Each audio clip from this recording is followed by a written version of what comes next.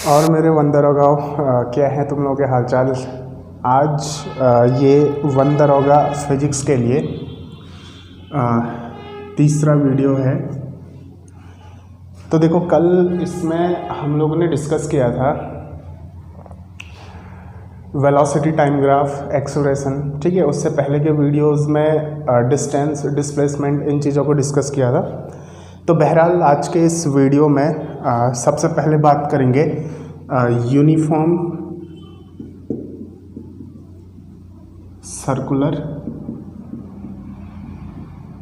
Motion की।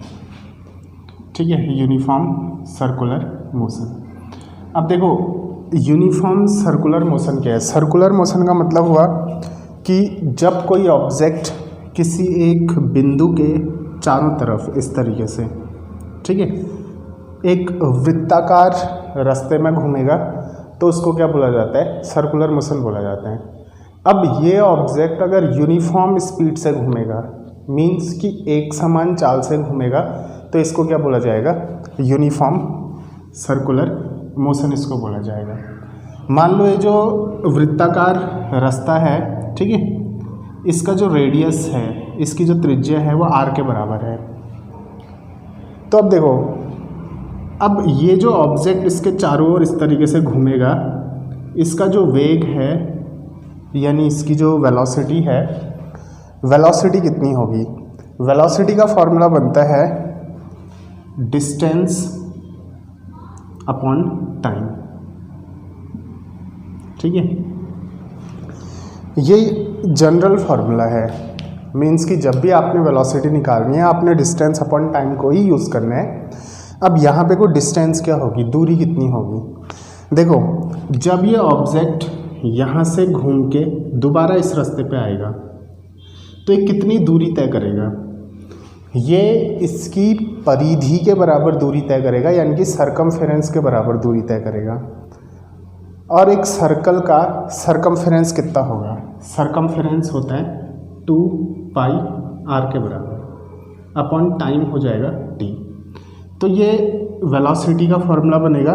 ठीक है, यानी कि अगर चाल के बारे में पूछा जाएगा तो उसके लिए भी यही फार्मूला यूज़ करोगे, 2 पाई r अपॉन v के बराबर का फार्मूला यूज़ करोगे।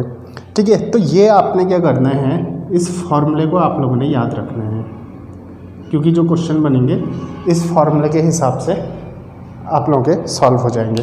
अब ध्यान देना, एग्ज़ाम में जो क्वेश्चन बनेगा, क्वेश्चन इस तरीके से बनेगा कि कोई ऑब्जेक्ट या फिर कोई वस्तु अगर एक वृत्ताकार रास्ते में घूमती है तो वो किन चीज़ों पे निर्भर करेगी। और 4 ऑप्शन मान लीजिए आपको दे दिए। एक दे दिया त्रिज्या, ठीक है, रेडियस।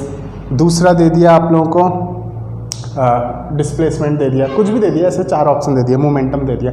तो किस पे निर्भर करेगी, देखो, ये त्रिज्या यानी कि r पे निर्भर करेगा और टाइम यानी कि t पे निर्भर करेगा। ठीक है, इसमें थोड़ा सा और आगे बढ़ते हैं। तो अब यहाँ पर से देखो स्टार्ट होते हैं लॉज ऑफ मोशन। ये इम्पोर्टेंट है इसमें। ठीक, क्या चीज़, लॉज ऑफ मोशन, यानी कि गति के नियम। ठीक है, गति के नियम। देखो, गति के जो नियम बनेंगे, 3 नियम बनते हैं गति के। तो इसमें जो पहला नियम बनेगा, ठीक है, उसको एक बार समझना। एग्ज़ाम में जो क्वेश्चन पूछे जाएंगे वो गति के नियम की जो एप्लीकेशंस हैं, उन एप्लीकेशन से क्वेश्चन पूछे जाएंगे। तो पहला इसमें जो नियम बनेगा, लॉज ऑफ मोशन में पहला जो नियम बनता है, ठीक है, फर्स्ट लॉ ऑफ मोशन, गति का पहला नियम। अब देखो, गति का पहला नियम क्या होता है। गति का पहला नियम संबंधित है इनर्शिया से। ठीक है, एग्जाम में प्रश्न कुछ इस तरीके का बन सकता है कि गति का पहला नियम किससे संबंधित है, और 4 ऑप्शन है। पहला ऑप्शन हो गया इनर्शिया यानी कि जड़त्व, ठीक है। दूसरा ऑप्शन दे दिया बल, तीसरा ऑप्शन आप लोगों को दे दिया वेग, चौथा ऑप्शन आप लोगों को दे दिया विस्थापन या फिर त्वरण, कुछ भी दे दिया। तो इस तरीके से क्वेश्चन पूछे जा सकते हैं कि गति का नियम निम्न में से किससे संबंधित है। ऑप्शन ए इनर्शिया यानी कि जड़त्व, ऑप्शन बी बल यानी कि फोर्स, ऑप्शन सी वेग यानी कि वेलोसिटी, ऑप्शन डी विस्थापन यानी कि डिस्प्लेसमेंट। तो ऐसे में आप लोगों ने ध्यान देना कि फर्स्ट लॉ ऑफ मोशन, गति का पहला नियम किससे संबंधित है, इनर्शिया से संबंधित है, जड़त्व से संबंधित है। अब देखो ये गति का नियम बोलता क्या है। गति का नियम बोलता है, गति का पहला नियम बोलता है कि अगर कोई ऑब्जेक्ट गति में है, ठीक है, या फिर मूविंग स्टेट पे है, ये ऑब्जेक्ट है मान लीजिए, ये गति कर रहे हैं, ठीक है, चले जा रहे हैं कुछ इस तरीके से। आपने इस मार्कर को क्या किया, इस तरीके से फेंक दिया। अब ये ऐसे फेंका मैंने तो ये गति करेगा ना, ठीक है। तो गति का पहला नियम क्या बोलता है कि कोई ऑब्जेक्ट अगर गति करेगा तो वो हमेशा क्या करेगा, गति करते रहेगा, जब तक कि उसको रोकने के लिए बाहर से कोई फोर्स ना लगे। यानी कि बाहर से जब कोई बल लगेगा तब जाके वो ऑब्जेक्ट रुकेगा। अब जैसे कि है मैंने इसको फेंका ना इस तरीके से, तो इसने गति की, तो ये रुका कब, जब बाहर से फोर्स लगा। अब आप लोग सोचोगे कोई पत्थर आप लोगों ने फेंका तो कुछ समय बाद ज़मीन में जाके गिर जाता है, वो तो रुक जाता है, ठीक है। तो ध्यान देना, जो घर्षण बल है, ये मैंने फेंका तो हवा से लगने वाला जो घर्षण बल होगा और जो गुरुत्वाकर्षण बल होगा, इन दोनों की वजह से वो ऑब्जेक्ट रुकेगा। अदरवाइज अगर मैं स्पेस में फेंक दूँ, ठीक है, खाली जो स्पेस है, स्पेस में मैं किसी चीज़ को फेंकूं तो कभी रुकेगा नहीं, वो हमेशा चलते रहेगा। तो ये होता है गति का पहला नियम। और गति का पहला नियम ये बोलता है कि अगर कोई चीज़ रुकी है तो वो हमेशा रुकी रहेगी जब तक कि उसको चलाने के लिए कोई बल न लगे। यानी कि कोई चीज़ अगर चल रही है तो वो हमेशा चलती रहेगी, और कोई चीज़ रुकी है तो वो हमेशा रुकी रहेगी। चलती हुई चीज़ को रोकने के लिए बल की ज़रूरत पड़ेगी और रुकी हुई चीज़ को चलाने के लिए भी बल की ज़रूरत पड़ेगी। ये होता है गति का पहला नियम। देखो हुआ क्या था, जब ये ब्रह्मांड हमारा बना था तो ऐसा माना जाता है कि दो बड़े बड़े पिंड, ठीक है, दो बहुत बड़े ऑब्जेक्ट एक दूसरे से टकराए थे। टकराने के बाद जैसे आप लोगों ने देखा होगा कि टकराने के बाद विस्फोट होगा, विस्फोट होगा तो उसके जो टुकड़े होंगे वो अलग अलग दिशा में जाएंगे, ठीक है। तो बहुत बड़े पिंड आपस में टकराए, टकराने के बाद उनके जो टुकड़े थे वो अलग अलग दिशाओं में घूमने लगे, और वो जो टुकड़े घूमने लगे ना, उनमें से कुछ टुकड़े थे जो प्रकाश की गति से घूमने लगे, यानी कि लाइट की स्पीड से वो मूव करने लगे। अब जैसा कि आप जानते हो कि हमारा जो ब्रह्मांड है, यानी कि हमारा जो यूनिवर्स है, वहाँ पे को कोई फ्रिक्शन फोर्स नहीं है, कोई घर्षण बल वहाँ पे को नहीं है, क्योंकि वहाँ पे को कोई वातावरण है ही नहीं, वहाँ पे को कोई गैसेस है ही नहीं। तो वो टुकड़े जब टकरा के घूमने लगे थे, चलने लगे थे प्रकाश की गति से, तो न्यूटन के पहले नियम के हिसाब से, मोशन के फर्स्ट लॉ के हिसाब से वो टुकड़े अभी भी गति में हैं। और किस स्पीड से वो गति में है, लाइट की स्पीड से। और लाइट की स्पीड क्या होती है, 3 × 10⁸ मीटर पर सेकेंड। तो लगाओ आज से बिलियंस ऑफ ईयर पहले वो टुकड़े चलने लगे थे और वो अभी भी चलने में हैं। किस स्पीड से, लाइट की स्पीड से। तो आप इससे अंदाज़ा लगा सकते हो कि हमारा ब्रह्मांड कितना बड़ा है। उन्हीं टुकड़ों में से कोई एक टुकड़ा जो था वो हमारी पृथ्वी बनी, उन्हीं टुकड़ों में से कोई एक टुकड़ा जो था, ठीक है, वो हमारा चंद्रमा बना। तो इस तरीके से अलग अलग प्लैनेट्स बने, अलग अलग तारे बने। तो गति के पहले नियम के हिसाब से वो चीज़ अभी भी क्या है, चलने में है, वो चीज़ अभी तक रुकी नहीं है। तो हमारा जो ब्रह्मांड है वो इतना बड़ा है जिसकी हम कल्पना भी नहीं कर सकते हैं। तो ये था गति का पहला नियम, ठीक है। तो इसके हिसाब से क्या होता है, देखो नॉर्मली क्या होता है, जो इनर्शिया है आप लोगों का डायरेक्टली प्रोपोर्शनल होता है मास के, ठीक है। मास मतलब द्रव्यमान के, और डायरेक्टली प्रोपोर्शनल का मतलब क्या है, प्रोपोर्शनल का मतलब है अगर द्रव्यमान बढ़ेगा तो इनर्शिया भी बढ़ेगा, द्रव्यमान अगर कम होगा तो इनर्शिया भी कम हो जाएगा। समानुपातिक जो रिलेशन बोला जाता है, ठीक है। तो एक चीज़ ध्यान देना, जैसे फुटबॉल है, एग्ज़ाम में क्वेश्चन पूछा जा सकता है, ठीक है। जैसे फुटबॉल है, फुटबॉल में अगर आपने एक लात मारी तो बहुत दूर तक जाती है। क्या आप एक पत्थर के टुकड़े में लात मार के उसको उतना दूर तक पहुंचा सकते हैं? नहीं पहुंचा सकते हैं। क्यों? क्योंकि एक पत्थर का जो टुकड़ा है उसकी डेंसिटी ज़्यादा होती है। डेंसिटी ज़्यादा होने की वजह से उसका द्रव्यमान ज़्यादा होता है। अब अगर द्रव्यमान ज़्यादा है तो ठीक है, उसमें इनर्शिया क्या होगा? ज़्यादा होगा। और इनर्शिया का मतलब क्या होगा? जो चीज़ अपनी जगह में जहाँ पे को है वो वहीं पे को रहेगी जब तक कोई बल ना लगे। जो चीज़ घूम रही है तो वो चलते रहेगी जब तक उसको रोकने के लिए कोई बल ना लगे। अब देखो पत्थर का टुकड़ा रुका है तो वो क्या कोशिश करेगा? वो कोशिश करेगा हमेशा रुके रहने की। अब आप लोगों ने बल लगाया तो यानी कि आपको ज़्यादा बल लगाना पड़ेगा। ठीक है, आपने लात मारी तो ज़्यादा लात मारनी पड़ेगी। फुटबॉल का इनर्शिया क्या होगा? फुटबॉल का मास क्या होगा? यानी कि द्रव्यमान क्या होगा? कम होगा। तो उसका इनर्शिया भी क्या होगा? कम होगा, यानी कि उसका जड़त्व भी कम होगा। तो जिसमें आपको कम बल लगाना पड़ेगा, कम बल में ही वो ज़्यादा आगे तक चले जाएगी। उसके कंपैरिजन में पत्थर का टुकड़ा ज़्यादा आगे तक नहीं जाएगा। ठीक है, तो ये क्या है आप लोगों का जो पहला नियम है वो किससे संबंधित है? इनर्शिया से संबंधित है। चलो अब दूसरे नियम की तरफ बढ़ते हैं। अब देखो गति का जो दूसरा नियम बोला होता है, दूसरा नियम संबंधित है किससे? दूसरा नियम बल से संबंधित है। दूसरा नियम बल से नहीं, मोमेंटम से संबंधित है। ठीक है, मोमेंटम किससे संबंधित है? मोमेंटम। तो पहला नियम इनर्शिया से संबंधित है, इस चीज़ को याद रखना। गति का दूसरा नियम मोमेंटम से संबंधित है। अब देखो दूसरे नियम के हिसाब से क्या होता है कि जो मोमेंटम है आप लोगों का, ठीक है, मोमेंटम यानी कि P। पहले तो मोमेंटम का फॉर्मूला देख लो। मोमेंटम होता क्या है? मोमेंटम होता है किसी भी ऑब्जेक्ट का द्रव्यमान गुणा उसका वेग। ठीक है, द्रव्यमान को अगर वेग से गुणा कर दोगे तो क्या निकलेगा? मोमेंटम निकल जाएगा। तो ये तो सिंपल सा क्या है? मोमेंटम का फॉर्मूला है। ठीक, अब देखो ये हो गया मोमेंटम का फॉर्मूला। अब गति का दूसरा नियम जो बोलता है, दूसरा नियम क्या बोलता है उसको समझना। देखो गति का दूसरा नियम क्या बोलता है कि किसी भी ऑब्जेक्ट में, किसी भी वस्तु में, ठीक है, लगने वाला जो बल होगा वो क्या होगा?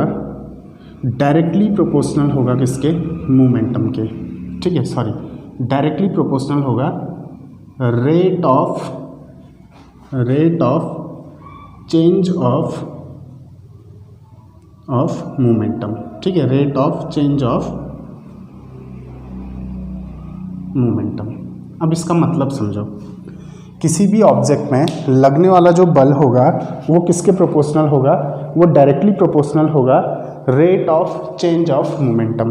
अब रेट का मतलब क्या होता है? रेट का मतलब होता है दर, तो चेंज का मतलब होता है परिवर्तन। ठीक है, मोमेंटम ही हुआ। तो फोर्स जो होगा, यानी जो बल होगा, वो डायरेक्टली प्रोपोर्शनल होगा rate of change of momentum, यानी कि मोमेंटम के परिवर्तन की दर के। अब देखो किसी भी चीज़ की परिवर्तन की जो दर होती है वो हम यहाँ पे को किसके हिसाब से लेंगे? किसके साथ लेंगे? वो समय के साथ लेंगे। तो यानी कि समय के साथ मोमेंटम में आने वाला जो परिवर्तन है वो डायरेक्टली फोर्स क्या होगा? उसके डायरेक्टली प्रोपोर्शनल होगा। ठीक, तो इसको अगर मैं देखूँ तो ये बन जाएगा F प्रोपोर्शनल टू मोमेंटम में परिवर्तन की दर को मैं कैसे लिखूँगा? मैं लिखूँगा चेंज, ठीक है, चेंज इन मोमेंटम अपॉन, मैं क्या लिखूँगा इसको? Time. Change in momentum upon time. ठीक है, तो फोर्स क्या होगा? प्रोपोर्शनल होगा किसके? Change in momentum upon time. Momentum में जो परिवर्तन होगा समय के हिसाब से वो किसके प्रोपोर्शनल होगा? फोर्स के। या फिर मैं उल्टा बोलूँगा, फोर्स किसके प्रोपोर्शनल होगा? Change in momentum upon time. तो अब change in momentum upon time यानी कि F प्रोपोर्शनल टू कितना हो जाएगा? ये हो जाएगा, देखो चेंज निकाला कैसे जाता है? डी ये क्या होता है? परिवर्तन की दर हुई ऑफ P। ठीक है, तो डी ऑफ P अगर मैं करूँगा तो ये कितना निकल जाएगा? ये निकल जाएगा F इक्वस टू, देखो प्रोपोर्शनैलिटी का साइन हटेगा तो एक कांस्टेंट आएगा k। जब कभी प्रोपोर्शनैलिटी का साइन हटता है तो क्या होता है, एक कांस्टेंट आता है। और साथ साथ ही क्या हो जाएगा, rate of change of momentum. Momentum यानी कि p के बदले में क्या रखूँगा, m इंटू वी। ठीक है, तो F बराबर, देखो ये है एक कांस्टेंट और ये जो मास है ये भी एक कांस्टेंट है। ठीक है, तो ये जो कांस्टेंट है फिलहाल मैं इसको हटा देता हूँ, इस कांस्टेंट को मैं कितना मान लेता हूँ, इस कांस्टेंट को मैं 1 मान लेता हूँ। ठीक है, तो मास कांस्टेंट है तो डिफ्रेंशिएशन के बाहर आएगा और ये बन जाएगा डी ऑफ v। तो ये क्या है, कल मैंने आप लोगों को बताया था त्वरण यानी कि एक्सेलरेशन बराबर क्या होता है, delta v upon delta t। तो यहाँ डेल्टा के बदले d का इस्तेमाल किया गया है, डेल्टा के बदले d का इस्तेमाल है, तो ये कितना हो जाएगा, f बराबर ये हो जाएगा m इंटू, ये दरअसल है क्या, ये है आप लोगों का त्वरण, तो m इंटू ए, f बराबर m इंटू ए, ये होता है गति का दूसरा नियम। ठीक है, force equals to mass into acceleration, यानी कि सेकंड, ये Newton's second law of motion भी इसको बोला जाएगा। ठीक, अब देखो इसके एप्लीकेशन क्या है, एग्जाम में अगर क्वेश्चन आएगा तो एप्लीकेशन से ही आएगा या फिर कोई एक कॉन्सेप्चुअल बेस न्यूमेरिकल दे दिया जाएगा। तो इसका एप्लीकेशन क्या है, जैसे जब हम क्रिकेट मैच देखते हैं तो बॉल को कैच करते टाइम कोई भी क्रिकेटर अपने हाथों को पीछे को लेते हैं। पीछे को क्यों लेते हैं, देखो पीछे को लेने का मतलब क्या होता है कि अभी मैंने आप लोगों को बताया था कि जो फोर्स है वो डायरेक्टली प्रोपोर्शनल है dp अपॉन dt। तो इसको मैं ऐसा भी लिख सकता हूँ, force is inversely proportional to, इसको मैं हटा देता हूँ, मान लो dp को मैं हटा देता हूँ। ठीक है, तो इसके बदले 1 लिख दूंगा अपॉन dt। तो यानी कि मोमेंटम, चेंज इन मोमेंटम के तो डायरेक्टली प्रोपोर्शनल होता है लेकिन टाइम के इन्वर्सली प्रोपोर्शनल होता है। इन्वर्सली प्रोपोर्शनल का मतलब क्या है, अगर टाइम बढ़ेगा तो बल क्या हो जाएगा, कम हो जाएगा। ठीक, अब देखो अगर मान लो यहाँ से कोई बॉल आ रही है, इस बॉल को मैं यहाँ पे को कैच करूँ तो मेरे हाथ में आने में मान लो 3 सेकंड लगे। ठीक है, जहाँ से वो बॉल आ रही है वहाँ से मेरे हाथ में आने में 3 सेकंड लगे। अब अगर मैं अपने हाथों को पीछे को कर दूँ तो यहाँ से यहाँ पहुँचने में 1 सेकंड और लग जाएगा, कितने सेकंड लग जाएंगे टोटल, 4 सेकंड। अगर मैं अपने हाथों को यहाँ के बदले यहाँ ले लूँ यानी कि मैं पीछे को कर दूँ तो क्या हो जाएगा, समय ज़्यादा हो जाएगा, और समय अगर ज़्यादा होगा तो बल क्या हो जाएगा, कम हो जाएगा। तो यानी कि जब मैं बॉल कैच करूँगा, अगर मैं ऐसे कैच करूँ तो मेरे हाथ में चोट लग सकती है, अगर मैं ऐसे कैच करूँ तो चोट लगने से मेरे हाथ बच जाएंगे। इसलिए क्या होता है कि क्रिकेटर्स हमेशा क्या करते हैं, हाथ पीछे करके ही कैच करते हैं। ये किसका एग्जाम्पल है, न्यूटन के सेकंड नियम का, सेकंड लॉ का एग्जाम्पल है। ठीक है, तो सेकंड लॉ में क्या होता है कि जो फोर्स होता है वो डायरेक्टली प्रोपोर्शनल होगा dp अपॉन dt के। तो बॉल कैच करने के लिए हाथ पीछे क्यों किए जाते हैं, ताकि मोमेंटम को कम किया जा सके और समय को बढ़ाया जा सके। तो एग्ज़ाम में यही क्वेश्चन पूछा जा सकता है कि कोई क्रिकेटर जब बॉल कैच करता है तो अपने हाथों को पीछे को कर लेता है, तो इसमें ठीक है पीछे को करने में इनमें से किस चीज़ को बढ़ाता है। देखो ऑप्शन दे दिया, जैसे समय दे दिया, ठीक है, कोई दूसरा ऑप्शन वेग दे दिया, किस चीज़ को बढ़ाता है या किस चीज़ को कम करता है। तो आप लोगों ने अंदाज़ा लगाना होगा कि ये किसका एग्जाम्पल है, ये मोमेंटम का एग्जाम्पल है। तो पहला जो नियम था वो इनर्शिया से संबंधित है, यानी कि जड़त्व से संबंधित है, और जो दूसरा नियम है वो किससे संबंधित है, वो मोमेंटम से संबंधित है। ठीक है, अब हिंदी में इसको आवेग बोलते हैं या फिर संवेग बोलते हैं, इसका मेरे को थोड़ा सा कन्फ्यूज़न है, तो इसलिए मैं इसको हिंदी में अभी बोल नहीं रहा हूँ। मोमेंटम को हिंदी में क्या बोलते हैं एक बार आप लोग चेक कर लीजिएगा। ठीक है, उसके बाद आता है गति का तीसरा नियम। तो देखो गति का जो तीसरा नियम बोलता है ये तो बड़ा सिंपल सा है कि हम लोग जब भी ठीक है फिजिक्स पढ़ते थे तो क्लास में सारे बच्चों को गति का तीसरा नियम याद होता था, और गति का दूसरा नियम जो था वो ज़्यादातर बच्चे भूल जाते थे।